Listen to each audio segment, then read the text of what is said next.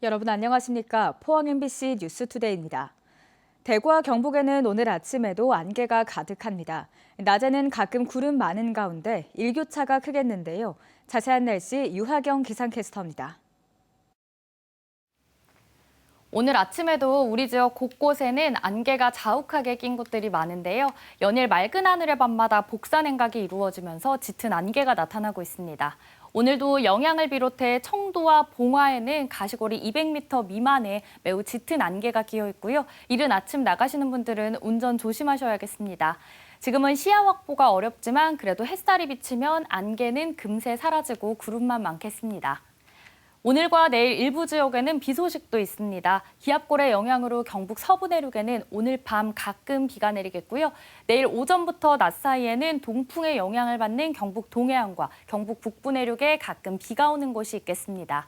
양은 많지 않지만 비가 오는 지역에서는 돌풍과 함께 천둥, 번개가 치는 곳이 있어 유의하시기 바랍니다. 한편 내일부터는 북서쪽에서 내려온 찬 공기의 영향을 받아 바람이 조금 강하겠습니다. 당분간 날은 맑지만 일교차가 계속 크겠고요. 내일은 오늘보다 기온이 점차 낮아질 전망입니다. 날씨였습니다.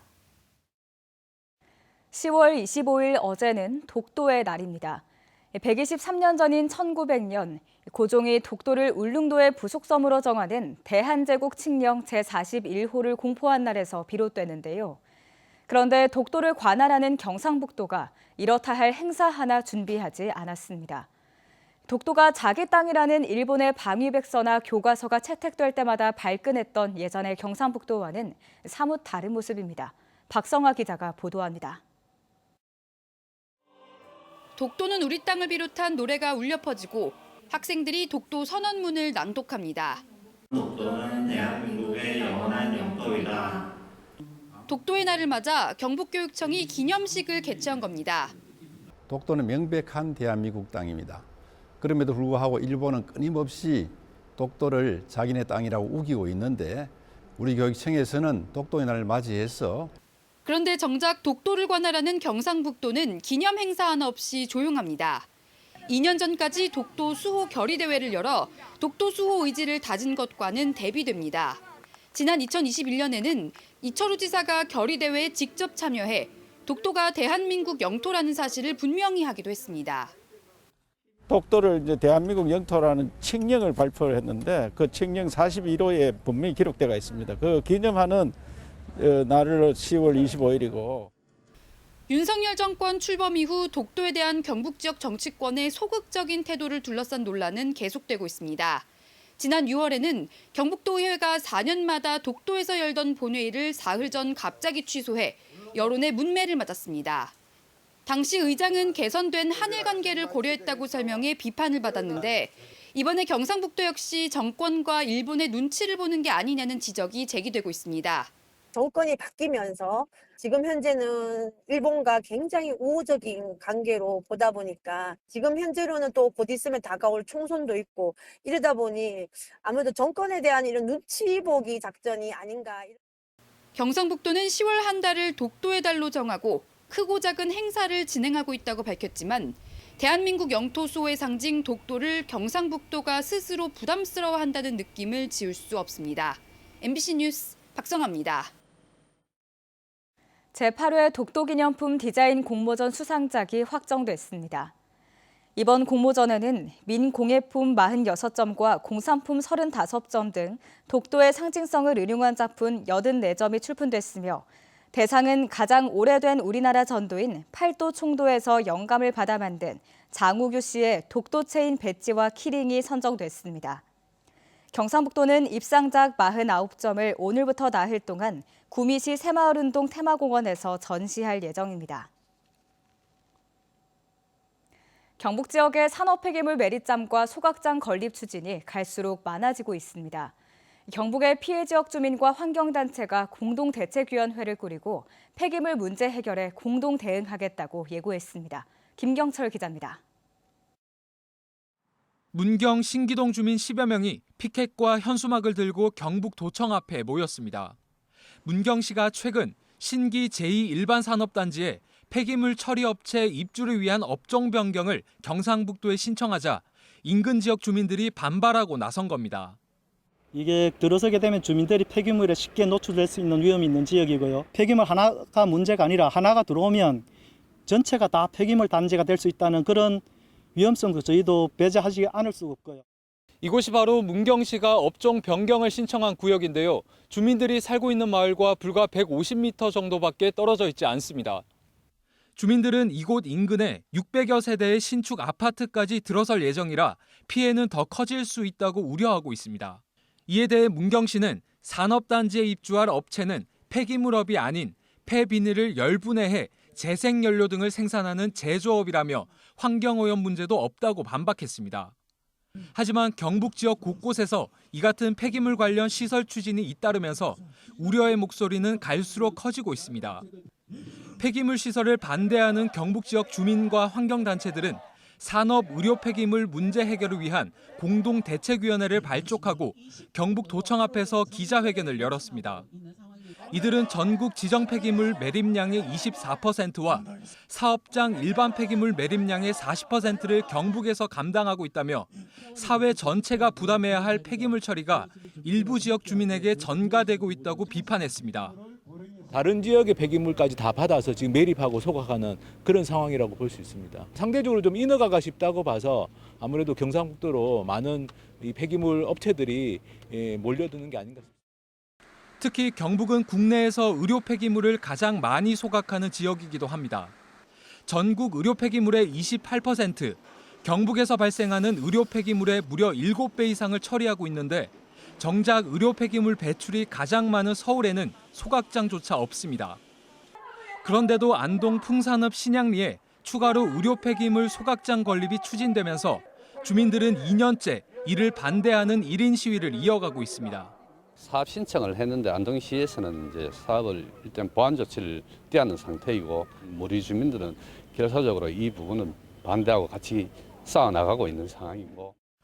공동대책위원회는 산업 의료 폐기물이 발생한 권역에서 이를 책임지고 처리하는 발생지 책임 원칙을 법제화하는 한편 경상북도가 환경 영향평가 조례를 제정해 매립장과 소각시설의 무분별한 설치를 막아야 한다고 촉구했습니다.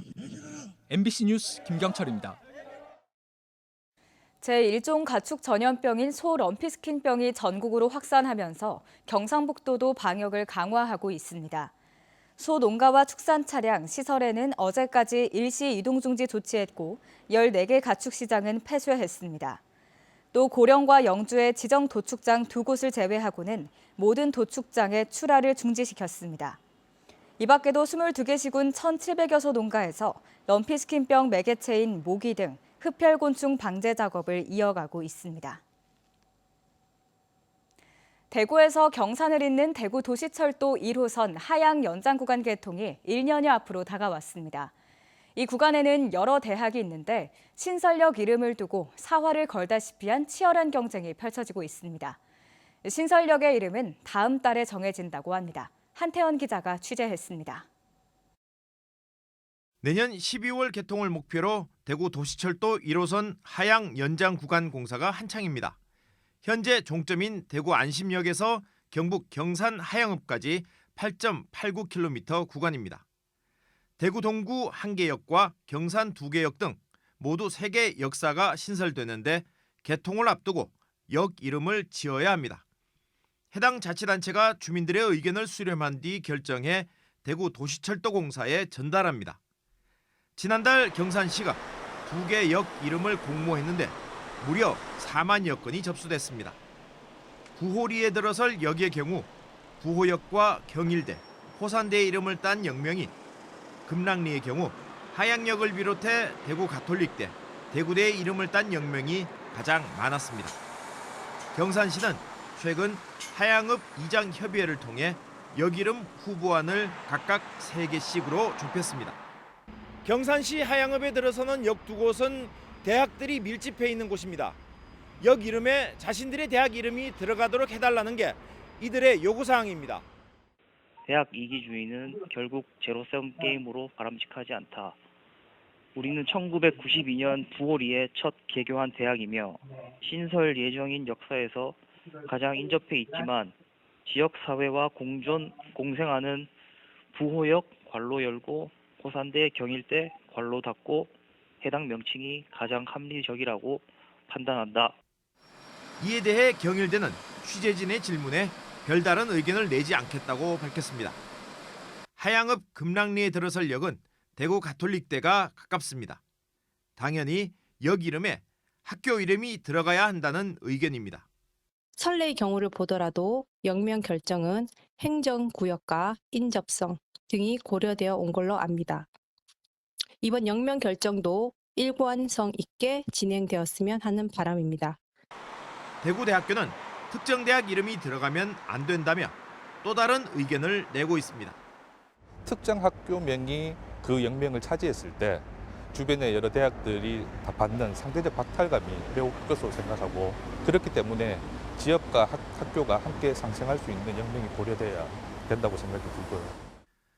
도시철도 역 이름 제정 기준에는 시민이 이해하고 불리기 쉬우며 그 지역을 대표할 수 있는 명칭을 사용하고 역 하나에 한 개의 명칭을 사용하는 것을 원칙으로 한다라고 돼 있습니다. 다만 인근 지역 주민 다수가 동의하는 경우 대학 이름을 역 이름으로 쓸 수 있다라는 규정도 있습니다.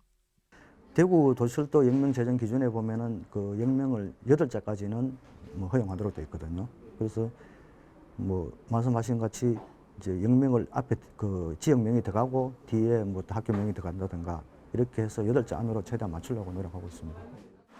하양 주민들 사이에도 그 지역을 대표할 역 이름을 쓸지 아니면 대학 이름을 함께 쓸지 의견이 분분합니다. 경산시는 다음 달 중순 시정조정위원회를 열어 최종 이름을 결정합니다. 이름이 빠진 대학이 나올 경우 역 이름을 둘러싼 대학 간 경쟁이 자칫 갈등 양상으로 번지지는 않을까 우려됩니다. MBC 뉴스 한태현입니다. 울진 후포항에서 울릉 4동항을 운항하는 여객선사가 울릉 주민에 대해 11월 한 달간 차량 선적 운임을 면제합니다. H해운은 노선 취항 1주년을 맞아 오는 30일부터 11월 30일까지 울릉도 주민이 2인 이상 배표를 예약할 시 승용차 한 대 비용을 양하역비까지 완전 무료로 제공한다고 밝혔습니다. 밥 한 끼 사 먹기가 부담스러운 요즘, 학생들에게 아침밥을 1,000원에 제공하는 대학이 늘고 있죠. 더 나아가 2,000원의 저녁밥까지 등장했습니다. 10,000원도 안 되는 돈으로 하루 3끼를 해결할 수 있게 되면서 학생들의 반응도 좋습니다. 김은초 기자입니다. 이른 저녁 시간이지만 대학교 학생 식당 바깥까지 긴 줄이 늘어섰습니다. 단돈 2,000원에 제공되는 저녁밥을 먹기 위해서입니다. 첫날을 기념해 저녁을 공짜로 제공하는 행사도 열렸습니다. 든든하게 먹어서 이제 이후에 또 중간고사 잘 보려고 또 이렇게 왔거든요. 돈도 사실 이제 학생이라서 많이 부족한데 이게 좀 싸게 먹을 수 있어서 부담도 덜 되고 시험에도 잘 집중할 수 있을 것 같아서. 덮밥 한 그릇에 국과 반찬까지 균형 잡힌 식단으로 알차게 구성됐습니다. 퀄리티가 너무 좋고 또 학생들이 저렴하게 먹을 수 있잖아요. 학생들 입장에서는 저녁밥 부담도 덜 되고 너무 좋은 것 같아요. 충북대가 지난달부터 단돈 1,000원에 제공하던 아침밥을 저녁밥까지 확대했습니다. 월세, 학원비 등 안 오른 게 없는 요즘이지만 학교에서는 10,000원도 안 되는 돈으로 하루 3끼를 해결할 수 있게 돼 든든합니다. 아침밥을 거르게 되면 좀 많이 1교시 때 출출한 편이었는데 가격도 싸고 일찍 챙겨 먹을 수 있으니까. 문제는 지속 가능 여부입니다. 연간 저녁밥 지원에 필요한 예산만 1억 원. 아침밥은 정부와 지자체가 1,000원씩 보태지만 저녁 밥값은 외부 지원이 없어 대학의 재정 부담이 2배 이상 늘어납니다. 안정적인 재원 마련을 위해 동문회와 외부 기관을 상대로 모금 운동도 시작했습니다. 저녁 먹고 집에 가지 말고 도서관에 남아서 공부도 좀 하고 취업 준비도 하고 자기가 미래에 어떤 일을 할 것인지 좀 고민하면서 그런 시간을 가지라는 의미로 1,000원의 아침밥을 운영하고 있는 전국의 대학은 모두 144곳. 충북에서는 5곳뿐입니다. 이 중 저녁밥까지 지원을 확대한 곳은 서울대를 제외하면 충북대가 유일합니다. MBC 뉴스 김은초입니다. 경주시가 한국관광공사 데이터랩을 분석한 결과 올해 경주를 찾은 관광객이 3,600만 명에 육박한 것으로 나타났습니다.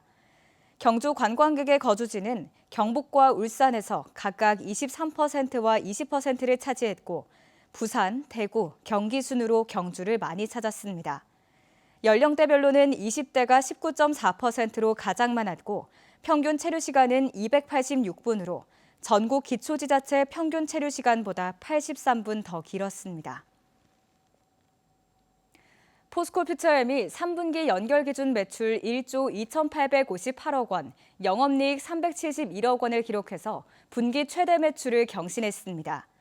포스코퓨처엠은 고성능 전기차용 단결정 양극재를 포함한 하이니켈 양극재 판매가 전분기보다 13% 늘면서 매출이 커졌다고 설명했습니다. 다만 리튬과 니켈 등 메탈 가격 하락에 따라 영업이익은 전분기 대비 41.7% 하락한 218억 원으로 집계됐습니다. 동국대 YG 캠퍼스의 신임 총장 후보가 4명으로 좁혀졌습니다. 총장 추천위원회는 구본철 글로벌 사회경영대학 교수와 류완화 스마트시티 융합대학 교수, 박용기 서운교 한의과대학 교수 등 4명을 후보 대상자로 확정했습니다. 위원회는 다음 달 6일 후보들의 소견 발표회를 유튜브로 중계하고 하루 뒤 전체 회의에서 최종 후보자 1명을 선출해서 법인 이사회에 추천할 예정입니다. 국립박물관에 소장하고 있는 훼손된 유물의 복원이 전문 인력 부족으로 인해 1명 100점당 1점꼴에 그치는 것으로 나타났습니다. 국민의힘 김승수 의원에 따르면 지난해 기준 전국 14개 국립박물관 전체 소장품 241만여 점 가운데 복원이 필요한 유물은 15%인 36만여 점이나 됐지만 복원이 이루어진 경우는 1.1%에 그쳤습니다.